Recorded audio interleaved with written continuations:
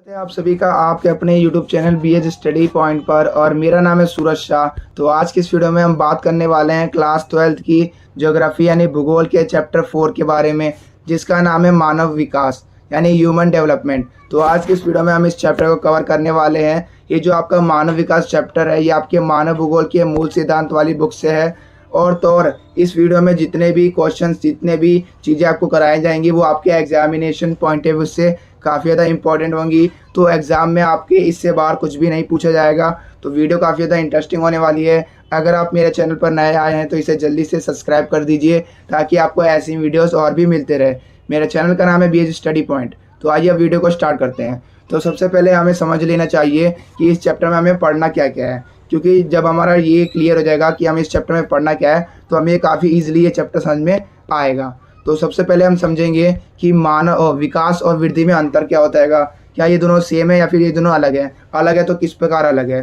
फिर हम समझेंगे ये मानव विकास क्या है, कि मानव विकास की का जनक किसे माना जाता है और ये मानव विकास किसने दिया था। ठीक है, मानव विकास क्यों जरूरी है। और फिर हम पढ़ेंगे मानव विकास के केंद्र बिंदुओं के बारे में कि किन के केंद्र बिंदुओं के बारे में पढ़ेंगे। फिर हम पढ़ेंगे मानव विकास के मापन के सूचकों के बारे में, जिसमें हम HDI और HPI के बारे में डिस्कस करेंगे। फिर हम पढ़ेंगे लास्ट में कि मानव विकास के कौन से 4 स्तंभ और कौन से 4 उपागम हैं। तो इतनी ही चीज़ें हमें इस वीडियो में डिस्कस करनी है जो कि काफ़ी ज़्यादा इंपॉर्टेंट है। तो आइए अब वीडियो को स्टार्ट करते हैं और एक एक करके इन सभी टॉपिक्स पे डिस्कस करते हैं। तो सबसे पहला जो हमारा टॉपिक है वो है वृद्धि और विकास में अंतर। तो इसको बिल्कुल ईजी वे में समझते हैं। मान लो टीचिंग, यानी कि मान लो मैंने आपको 4 चैप्टर कराए, चैप्टर 1, चैप्टर 2, चैप्टर 3 और चैप्टर 4। ठीक है, लेकिन आपको केवल और केवल चैप्टर 2 और चैप्टर 3 समझ में आया।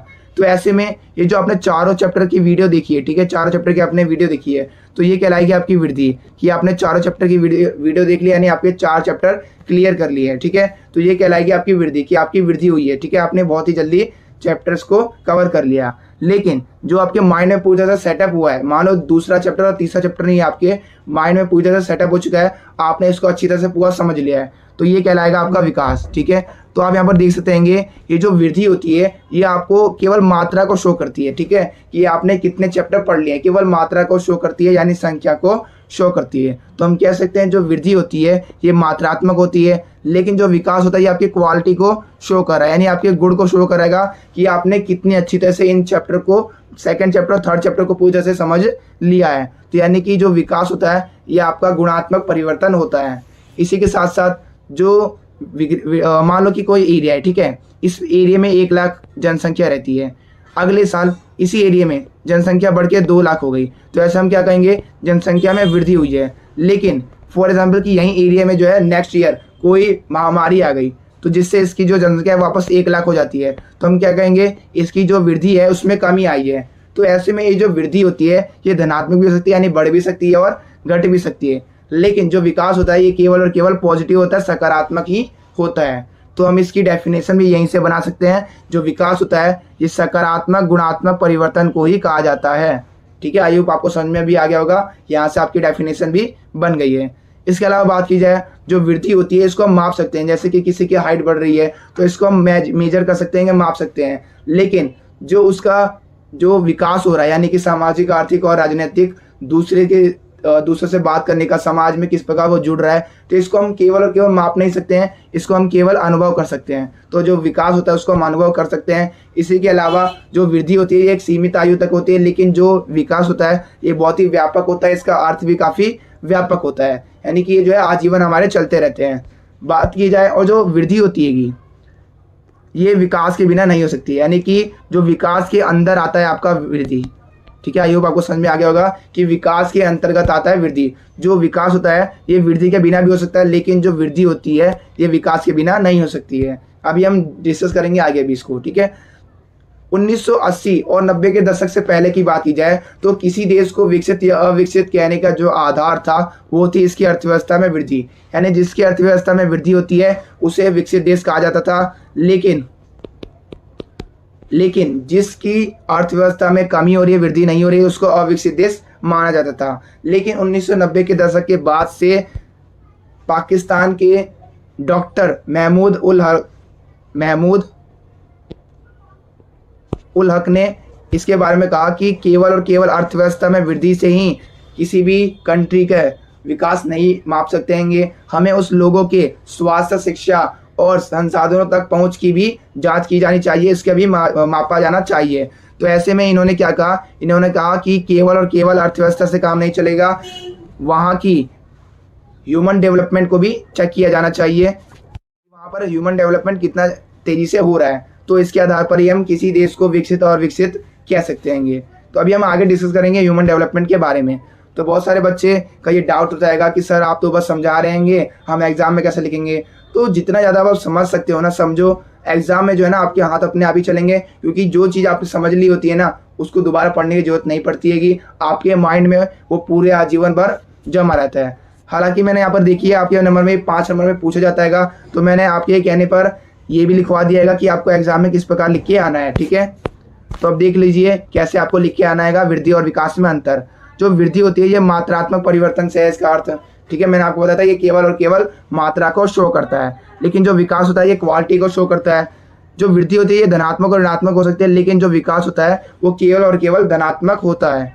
जो वृद्धि होती है उसको मापा जा सकता है, लेकिन जो विकास होता है, यहाँ पर विकास आएगा, विकास को अनुभव किया जा सकता है, ठीक है। इसको मापा नहीं जा सकता है, इसको केवल अनुभव किया जा सकता है। जो वृद्धि होती है एक सीमित आयु तक होती है, लेकिन जो विकास होता है ये एक लंबी चलने वाली प्रक्रिया होती है जो कि आजीवन भर चलते रहती है, ठीक है। मैं आपको बता रहा हूँ, रटने पे नहीं समझने पे फोकस कीजिए। मैंने आपको बता रखा है जो वृद्धि होती है ये विकास का ही एक पार्ट है, यानी कि विकास के अंतर्गत आता है आपका वृद्धि। और तो और जो विकास होता है वो मानव के सर्वांगीण विकास से संबंधित होता है, यानी कि सभी, सर्वांगीण मतलब सभी, सामाजिक, आर्थिक और राजनीतिक सभी चीज़ों का विकास। वृद्धि के साथ साथ विकास भी हो ये जरूरी नहीं है, लेकिन जो विकास होता है वो ये वृद्धि के बिना भी हो सकता है। तो आई होप आपको 6 अंतर समझ में आ गए होंगे, जो कि आपको आपके एग्जाम में अच्छी तरह से लिखने में हेल्प करेंगे।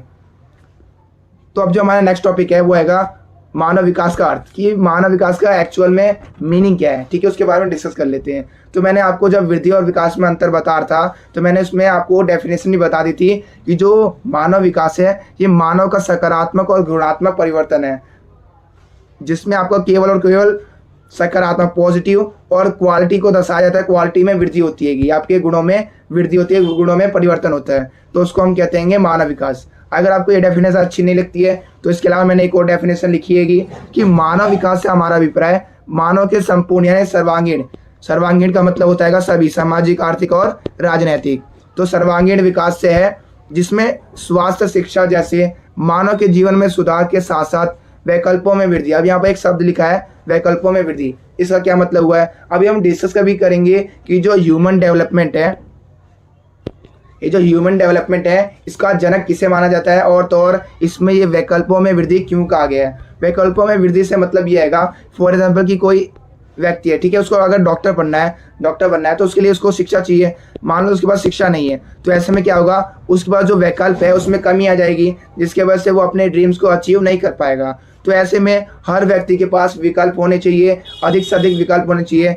फिर उसी के बाद जो है अभी हम आगे भी डिस्कस करेंगे, इसी के साथ साथ वैकल्पों में वृद्धि के साथ साथ लोगों को स्वतंत्रताएं भी होनी चाहिए, अपने निर्णय लेने की स्वतंत्रता भी होनी चाहिए। मान लो कि आपके पास विकल्प भी बहुत सारे हैं, लेकिन अगर आपको उसको चुनने की स्वतंत्रता नहीं है तो वो किसी काम के नहीं है। तो जो मानव विकास है उसके लिए विकल्पों में वृद्धि और स्वतंत्रता दोनों ही काफ़ी ज़्यादा महत्वपूर्ण है। तो 2 डेफिनेशन मैंने यहाँ पर लिख दी है और अच्छी तरह से मैंने समझा भी दिया है।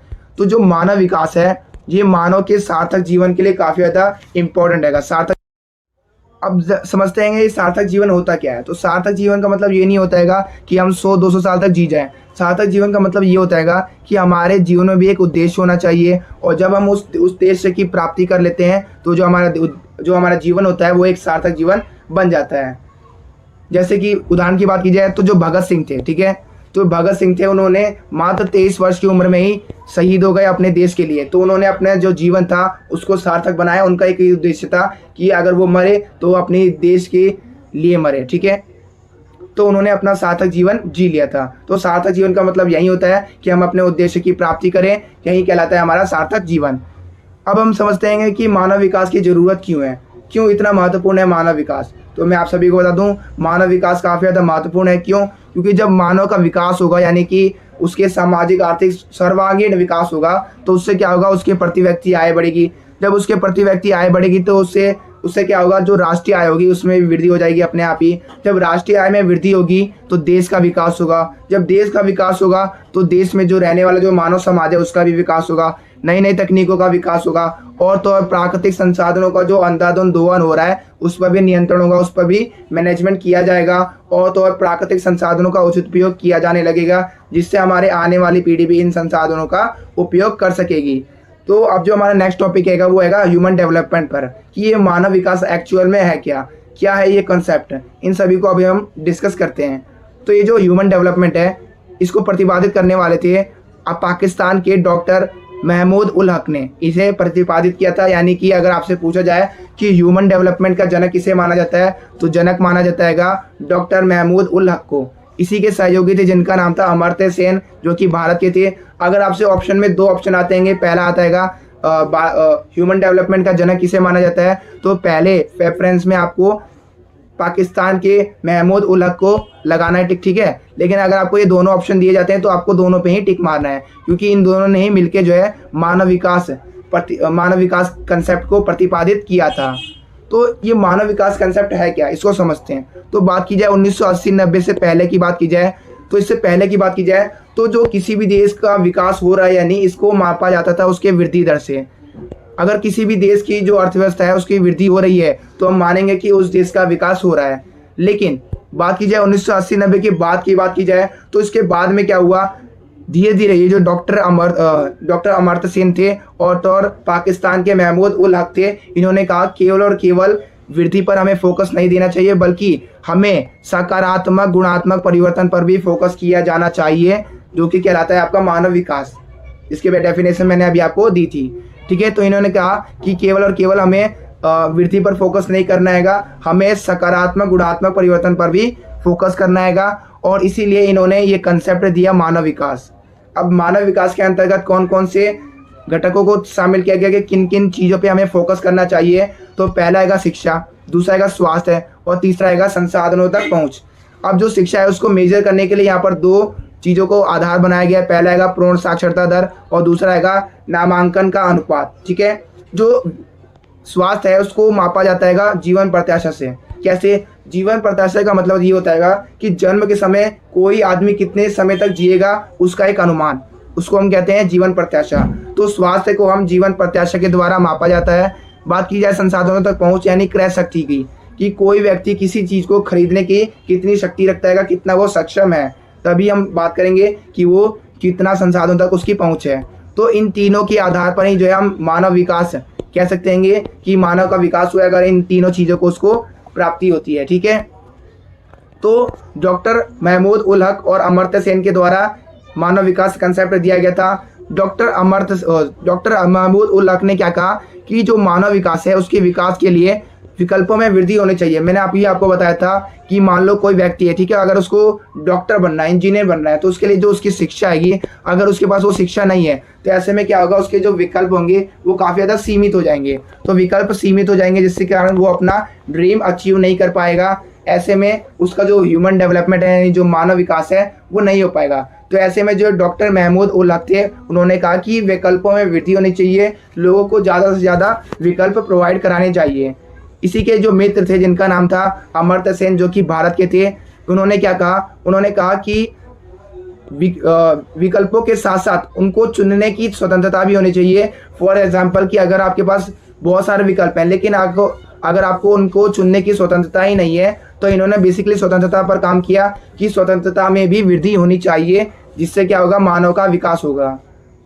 तो इन दोनों ने मिलकर ही जो है किसी भी सार्थक जीवन बनाया। और यही जो है मानव विकास का मूल उद्देश्य होता है कि जब हमारे पास विकल्पों में वृद्धि हो और उसे चुनने की स्वतंत्रता हो तो जो हमारा जीवन होता है वो सार्थक जीवन बन पाता है। तो आई होप आपको समझ में आ गया होगा कि मानव विकास के केंद्र बिंदु पूछा जाए या फिर उसके घटक पूछा जाए, फिर HDI के बारे में पूछा जाए तो यही 3 होंगे, शिक्षा, स्वास्थ्य और संसाधनों तक पहुँच। इसका प्रतिपादन किसने किया ह्यूमन डेवलपमेंट का, तो आपका आंसर होगा डॉक्टर अमर्त्य सेन। डॉक्टर अमर्त्य सेन ने किस पर फोकस किया, तो डॉक्टर महमूद उल हक ने क्या कहा कि विकल्पों में वृद्धि होनी चाहिए और अमर्त्य सेन ने कहा कि स्वतंत्रता में वृद्धि होनी चाहिए, तभी मानव जो है अपना सार्थक जीवन जी पाएगा। तो आई होप आपको इतनी स्टोरी क्लियर हो गई होगी। तो ये रहे, इनके पिक्चर्स भी मैंने आपको दिखा दिएंगे। अब बात करते हैं ये जो मानव विकास सूचकांक HDI को ही कहा जाता है मानव विकास सूचकांक। H मतलब human, D for development, I for index, यानी ह्यूमन डेवलपमेंट इंडेक्स, मानव विकास सूचकांक। तो इसके कौन कौन से घटक है मैंने आपको बता रखा है, स्वास्थ्य, शिक्षा और संसाधनों तक पहुंच, ये 3 इसके प्रमुख घटक है। तो पहला है स्वास्थ्य। तो स्वास्थ्य को जो है जीवन प्रत्याशा के द्वारा मापा जाता है। अब जीवन प्रत्याशा के बारे में मैंने आपको बता दिया है कि जन्म के समय कोई व्यक्ति कितनी आयु तक जिएगा, उसकी एक अनुमानित एज। दूसरा है शिक्षा जो है शिक्षा का मूल्यांकन करने के लिए पूर्ण साक्षरता दर और सकल नामांकन अनुपात के आधार पर इसे मापा जाता है। और मनुष्य को ज्ञान तक पहुंच को ये प्रदर्शित करता है। संसाधनों तक पहुंच लोगों की क्रय शक्ति को ये प्रकट करता है कि लोग कितना ज़्यादा सक्षम है किसी भी चीज़ को खरीदने के लिए, जिससे हम पता करते हैं कि वो उसके आर्थिक सामर्थ्य की ये एक सूचक है, जिससे हमें पता चलता है कि वो कितना एबल है किसी भी चीज़ को परचेज करने के लिए, संसाधनों तक उसकी कितनी पहुंच है। अब बात की जाए कि मानव विकास को ये मापने के सूचक कौन कौन से होंगे, तो जो UNDP है, UNDP की फुल फॉर्म है कि यूनाइटेड नेशन डेवलपमेंट और प्रोग्राम, संयुक्त राष्ट्र विकास कार्यक्रम, इसकी फुल फॉर्म है। अब ये जो UNDP है, इन्होंने क्या किया, इन्होंने जो अमर्त्य सेन और डॉक्टर महमूद उल हक ने जो मानव विकास का जो कंसेप्ट दिया था, उनको इन्होंने स्वीकार किया और इन्होंने प्रतिवर्ष मानव विकास रिपोर्ट को जारी करने के लिए एक HDR की फुल फॉर्म है ह्यूमन डेवलपमेंट रिपोर्ट जारी करता है ये UNDP, जिसमें 2 तरीके से ये ह्यूमन डेवलपमेंट को मापता है। पहला है हमारा HPI और दूसरा है हमारा HDI के बारे में मैंने आपको बता दिया था, ह्यूमन डेवलपमेंट इंडेक्स, जिसका जो प्रतिपादन है वो डॉक्टर महमूद उल हक ने किया था 1990 में। और जो HPI है उसकी फुल फॉर्म है ह्यूमन पॉवर्टी इंडेक्स, मानव गरीबी सूचकांक। तो इसके बारे HDI के बारे में मैंने आपको बता दिया था, इसके 3 मापदंड है, शिक्षा, स्वास्थ्य और संसाधनों तक पहुंच। ठीक है, तो ये जो शिक्षा, इनके बारे में मैंने आपको बताया था, जीवन प्रत्याशा, साक्षरता स्तर और प्रति व्यक्ति आय। तो इन तीनों का जो ये जो तीनों आधार हैं, इनका 1/3 ही हिस्सा लिया जाता है। ठीक है, 1/3 हिस्सा लिया जाता है, काउंट किया जाता है मानव विकास में।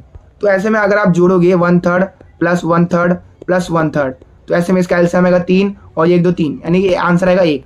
तो जो इसका मानव विकास सूचकांक का जो मापन किया जाता है, इसका जो स्कोर रेंज होता है वो 0 से 1 होता है, मैंने आपको बता दिया है। इन तीनों अगर आप जोड़ोगे तो आपका जो सबसे ऊपर आएगा 1 और 0 से 1 के बीच में ये होता है मानव विकास सूचकांक।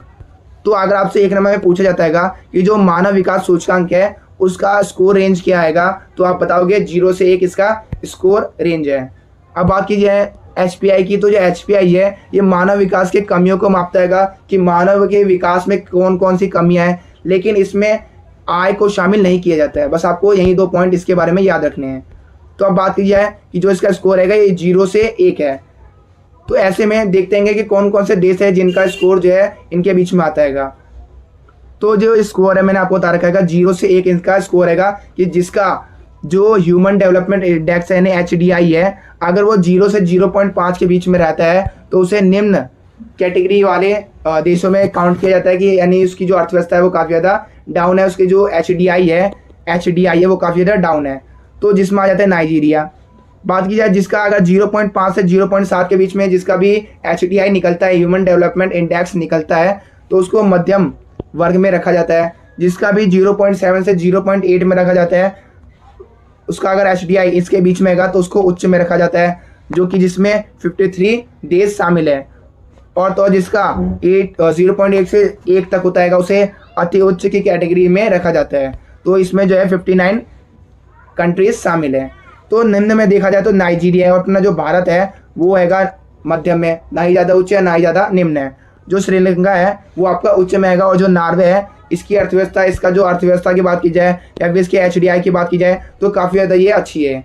जब पूछा गया कि जो निम्न कैटेगरी वाली जो जिसकी HDI काफ़ी ज़्यादा निम्न है, उनसे अगर पूछा गया कि इनके निम्न होने के कारण क्या कहते हैं, तो इनसे पूछा गया जब, तो इन्होंने बताया कि यहाँ पर जो राजनीतिक झगड़े लगातार होते रहते हैंगे, सामाजिक अस्थिरता हैगी, अकाल और बीमारियाँ यहाँ पर होती रहती है, और तो इनके जो आर्थिक विकास की जो गति है वो भी काफ़ी ज़्यादा धीमी हैगी।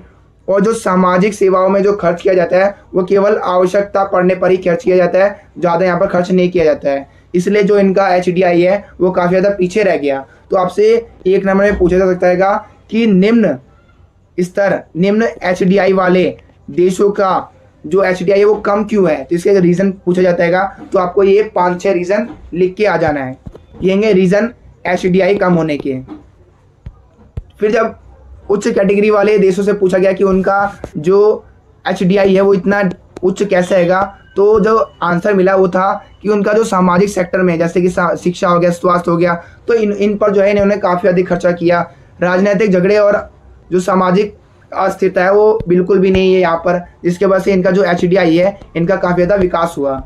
भारत से भी आपसे एक नंबर में पूछा जा सकता है कि जो भारत है वो टोटल 189 इसमें मेंबर्स शामिल होंगे। तो 189 में से जो भारत की 2018 में जो पोजीशन थी वो 130वीं थी। फिर भारत की पोजीशन में थोड़ा सुधार हुआ, फिर 129वां हुआ, फिर थोड़ा गिरावट आई, फिर 131 हो गया, यानी बढ़ गया यहाँ पर। तो आप मुझे कमेंट बॉक्स में बताइए कि 2022 में भारत कौन से पोजीशन पर है HDI के मामले में, यानी ह्यूमन डेवलपमेंट इंडेक्स के मामले में। तो आप मुझे कमेंट बॉक्स में इसका आंसर दोगे।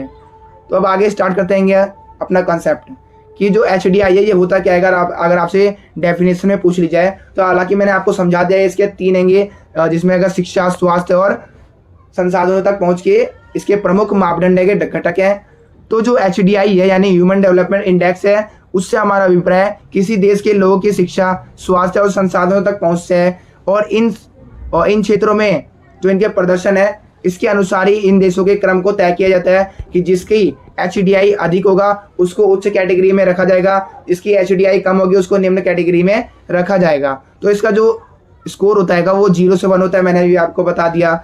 UNDP इसको प्रकाशित करता है, मैंने आपको बता दिया। 1990 से लगातार इसको जो है इसकी रिपोर्ट दी जाती है कि ह्यूमन डेवलपमेंट रिपोर्ट दी जाती है, जारी की जाती है। और फिर मैंने आपको बता दिया कि कौन कौन से देश होंगे जो कि अति उच्च में है और कौन कौन से उच्च में है और कौन कौन से निम्न कैटेगरी के देश हैं। इन सभी के बारे में मैंने आपको बता दिया है विथ रीजन के साथ कि इनका इंडेक्स काफ़ी ज़्यादा कम क्यों है और किसी का अधिक है तो इतना अधिक क्यों है। इन सब के बारे में मैंने आपको बता दिया है। अब जो हमारा नेक्स्ट टॉपिक है वो हैगा ह्यूमन डेवलपमेंट के 4 स्तंभ कौन कौन से हैं। यानी कि जो ह्यूमन डेवलपमेंट है, आप जानते हैं कोई भी बिल्डिंग होती है तो वो 4 स्तंभों पे टिकी होती है, ठीक है, जिसमें से ऐसी जो ह्यूमन डेवलपमेंट है ये भी 4 स्तंभ है इसके, जिसके ऊपर ये टिका हुआ है। तो सबसे पहला जो स्तंभ है वो हैगा समता।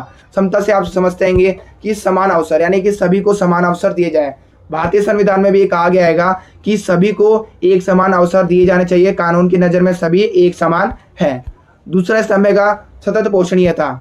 सतत पोषणीयता का मतलब होता है निरंतर अवसर मिलने चाहिए। ऐसा नहीं है कि केवल हमें ही सारे अवसर दे दी जाए और जो हमारे आने वाली पीढ़ी है उनके लिए कोई भी अवसर बचे ही ना, कोई भी संसाधन बचे ही ना, तो ऐसा भी नहीं किया जाना चाहिए। तीसरा है उत्पादकता, यानी कि कार्य करने की क्षमता। जितने ज़्यादा अगर हम सक्षम होंगे हमारे शिक्षा, स्वास्थ्य पर जितना ज़्यादा अधिक खर्च किया जाएगा, जितना ज़्यादा हमारा उसका विकास होगा, तो ऐसे में जो उत्पादकता होगी वो अपने आप ही बढ़ जाएगी और जो ह्यूमन की जो कार्य करने की जो क्षमता होगी उसमें भी वृद्धि होगी। फोर्थ आएगा सशक्तिकरण, यानी कि अवसर चुनने की शक्ति, कि हम कितने अच्छे तरीके से अपने अवसरों को चुन पाते हैं। अब आपको एग्जाम में कैसे लिखना है उसका भी मैं आपको ओवरव्यू दिखा देता हूं। तो देखिए, आपको एग्जाम में कुछ इस तरह से लिखना है कि समता। तो समता का अर्थ होता है, मैंने आपको बताया था, अवसर मिलने चाहिए, सभी को समान अवसर मिलने चाहिए। प्रत्येक व्यक्ति को उपलब्ध अवसरों के लिए समान पहुंच होनी चाहिए, और तो और किसी को भी लिंग, जाति या आय के आधार पर भेदभाव नहीं किया जाना चाहिए किसी के साथ भी। दूसरा आएगा हमारा, ये दूसरा लिख दीजिए, दूसरा है हमारा सतत पोषणीयता। तो सतत पोषणीयता के बारे में मैंने आपको बताया था कि ये काफ़ी ज़्यादा इंपॉर्टेंट है मानव विकास के लिए। इसका अर्थ होता है कि लगातार निरंतर अवसर मिलने चाहिए, यानी संसाधनों का इस प्रकार हमें उपयोग करना चाहिए कि हमारे आने वाली पीढ़ी भी इनका उपयोग कर सके, और तो और हम संसाधनों का अंधाधुंध उपयोग ना करें। तो आपको 2 स्तंभों के बारे में अच्छी तरह से पता चल गया होगा। जो तीसरा स्तंभ है इसका वो है उत्पादकता। अब मैंने आपको बताया उत्पादकता का मतलब होता है कि कार्य करने की क्षमता में वृद्धि, यानी मानव के कार्य करने की क्षमता में तब वृद्धि होगी जब मानव के ज्ञान और चिकित्सा में वृद्धि होगी। जब इन सुविधाओं में वृद्धि होगी तो मानव जो है इतना सक्षम बन जाएगा कि वो अपने आप ही उत्पादन में वृद्धि कर पाएगा। चौथा है हमारा सशक्तिकरण, यानी कि अवसरों को चुनने की स्वतंत्रता। अब जो आर्थिक और सामाजिक रूप से जो पिछड़े वर्ग है उनको सक्षम बनाने के लिए सरकार को बहुत सारे सरकार जो है स्कीम्स निकालती है ताकि उनका भी विकास हो सके और वो भी अपने विकल्पों को चुन सके। तो आई होप आपको ये 4 स्तंभों के बारे में पता चल गया होगा। अब जो हमारा नेक्स्ट टॉपिक है, जो कि लास्ट टॉपिक है, वो है मानव विकास के 4 स्तंभ। तो कौन कौन से? पहला है आय स्तंभ। तो मानव विकास का जो सबसे पुराना स्तंभ है वो है आय। जो वर्ल्ड बैंक है वो भी आय के आधार पर ही किसी भी देश को उच्च और निम्न कैटेगरी में रखता है। तो जो आय है ये एक बहुत ही पुराना उपागम है। उपागम का मतलब होता है कि किसी भी चीज को अध्ययन करने का तरीका, ठीक है। आय के साथ साथ जोड़ा जाता है, देखा जाता है जिसकी आय उच्च होती है उसे उच्च मानव विकास वाला देश माना जाता है, ठीक है। दूसरा है हमारा कल्याण उपागम, ये दूसरा लिख दीजिए, ठीक है। दूसरा है कल्याण उपागम। तो सरकार जो है उनको ऐसे चीजों पे खर्च करना चाहिए जिससे मानव का कल्याण हो, मानव का विकास हो, जैसे शिक्षा हो गया, स्वास्थ्य हो गया, सामाजिक सुरक्षा हो गया। तो इन सेवाओं पर अगर सरकार अधिक खर्चा करे तो जिससे क्या होगा, मानव के विकास में वृद्धि होगी और ये एक कल्याण उपागम है। तीसरा है हमारा आधारभूत आवश्यकता उपागम। अब ये क्या है? तो इसको जो है ILO के द्वारा प्रस्तावित किया गया था, यानी ILO इंटरनेशनल लेबर ऑर्गेनाइजेशन। तो इंटरनेशनल लेबर ऑर्गेनाइजेशन के द्वारा इसे प्रस्तावित किया गया था और इसमें जो है 6 प्रकार के न्यूनतम आवश्यकताओं की पहचान की गई है। इसमें आएगा शिक्षा, भोजन, जलापूर्ति, स्वास्थ्य और आवास। ये 6 प्रमुख मापदंड है जिसके आधार पर जो है किसी भी मानव विकास का जो अध्ययन करने का जो तरीका आएगा वो ये आएगा, ठीक है। अगला आएगा हमारा सक्षम उपागम। तो सक्षम उपागम, तो ये जो है डॉक्टर अमर्त्य सेन के द्वारा ये दी गई थी। इन्होंने क्या कहा? इन्होंने कहा कि मानव विकास के लिए मानव को जो है अधिक से अधिक विकल्प तो उपलब्ध होने ही चाहिए, उसी के साथ साथ उसको चुनने की स्वतंत्रता भी मनुष्य के पास होनी चाहिए। ऐसे में क्या होगा, इस उपागम के तहत मानव स्वास्थ्य, शिक्षा और संसाधनों तक पहुंच बन पाएगी। इससे क्या होगा, मानव के जो आय होगी उसमें वृद्धि होगी और मानव का विकास अपने आप ही हो जाएगा। तो आई होप आपको ये चारों उपागम समझ में आ गए होंगे। तो ये था हमारा चैप्टर। अगर आपको वीडियो पसंद आई हो तो इसे लाइक, शेयर एंड कमेंट जरूर कीजिए। चैनल पर नए आए हैं तो इसे जल्दी से सब्सक्राइब कर दीजिए ताकि आपको ऐसी वीडियोस और भी मिलते रहे। Thanks for watching this video.